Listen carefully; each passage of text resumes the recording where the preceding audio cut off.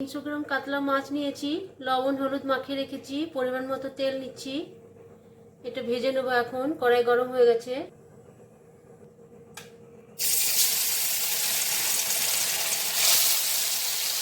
এখন এই মশলা করে নেব। একটা মিডিয়াম সাইজের টমেটো কেটে নিয়েছি, কিছু গরম মশলা নিচ্ছি, দুটো এলাচি, একটু দারচিনি, দুটো লবঙ্গ, 3টে কাঁচা লঙ্কা, হাফ ইঞ্চি আদা, 4 চামচের 1 চামচ জিরে। মাছ ভাজা হয়ে গেছে।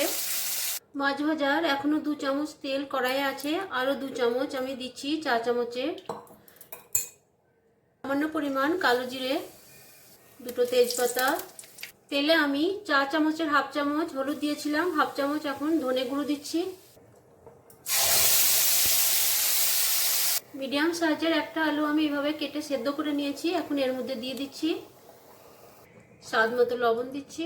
গ্যাসের আঁচ কম করে 5 থেকে 10 মিনিট আমি রান্না করব। পরিমাণ মতো জল দিচ্ছি। ফুটে এলে মাছটা আমি জলে ঢেলে দিয়ে দেব।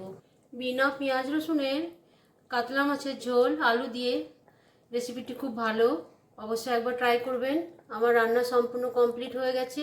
আমার এই রেসিপি যদি ভালো লেগে থাকে ছোট্ট একটি লাইক, কমেন্ট ও শেয়ার করতে ভুলবেন না।